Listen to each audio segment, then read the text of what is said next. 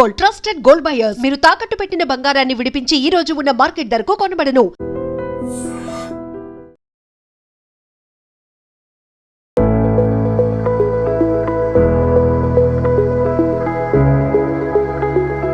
ప్రస్తుతం మనతో హైందవ జార్బా చైర్మన్, అదేవిధంగా ప్రొడ్యూసర్. సో కళాకారులకి ఎంతగానో సపోర్ట్ చేస్తారు. ప్రొడ్యూసర్ అంటే మీ అందరికీ తెలిసిందే, ఆ కళాకారులను సపోర్ట్ చేసే వ్యక్తిగా కూడా మనం చెప్పుకోవచ్చు. సో వారి మాటల్లోనే విందాము బాలసుబ్రహ్మణ్యం గారి గురించి. నమస్కారం. అందరికీ నమస్కారం.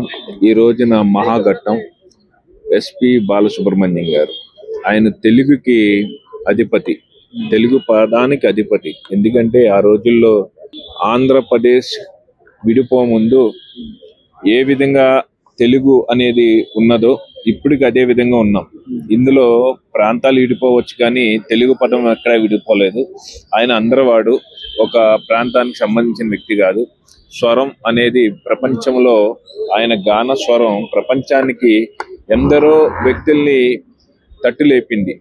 మానసిక ఒత్తిడి నుంచి కూడా ఆయన పాటలు వింటే ప్రశాంతమైన జీవితం గలుపుకునే వ్యక్తి మహానుభావుడు. అటువంటి మహానుభావుడు రవీంద్ర భారతిలో ఇక్కడ విగ్రహం ఏర్పాటు చేయటం చాలా చాలా ఎంతో ఆనందకరమైన విషయం. పైగా ఆయన కోరిక కూడా, ఘంటసాల గారు ఆయన గురువు గారి పక్కన ఆయన విగ్రహం ఉండడం అనేది, ఆయన చనిపోక ముందు కూడా చాలా సార్లు ఆయన ఇతరులతో చెప్పినట్టు కూడా తెలుస్తుంది సభ్యులతో. ఈ రోజున కూడా మనం గ్రహించుకోవాల్సింది తెలంగాణ అనే కాదు, ఆంధ్రప్రదేశ్ అనే కాదు, ఈరోజు ప్రపంచంలో తెలుగు అనేది ప్రపంచ స్థాయిలో 2 రాష్ట్రాలు ఉన్నాయి. 2 రాష్ట్రాలు తెలుగు అనే పదానికి ఇద్దరు గాయకులు అంటే ఘంటసాల గారు.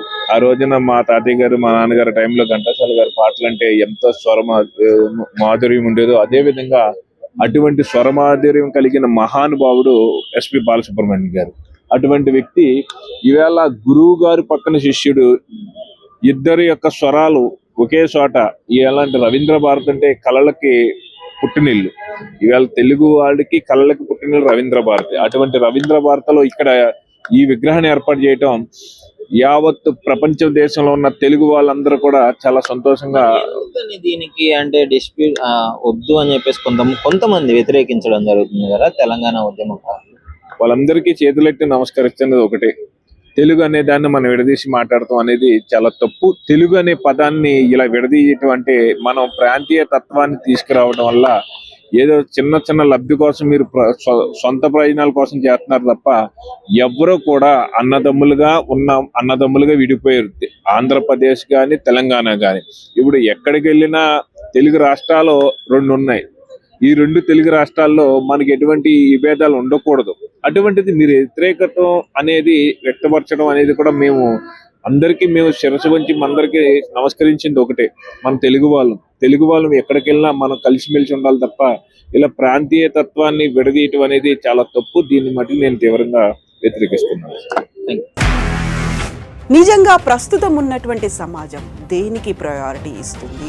ఆర్థిక సంబంధాల చుట్టూ మాత్రమే తిరుగుతుంది. మళ్ళీ ఎన్నికలంగానే చాలా విరక్తి కలుగుతున్నాం. మంచి అనిపిస్తుంది కదా, లేడీస్ కూడా ఛాలెంజింగ్ జాబ్స్ చేసినప్పుడు చాలా బాగుంటది. ట్రాఫిక్ అసిస్టెంట్స్ గా నియమించిన ట్రాన్స్జెండర్స్ అందరితో సాల్యూట్ చేయించుకుంటున్నారు. ఫుడ్ డెలివరీ ఇవ్వటానికి వెళ్ళినటువంటి డెలివరీ బాయ్ అనిల్ పై కళ్ళ ముందు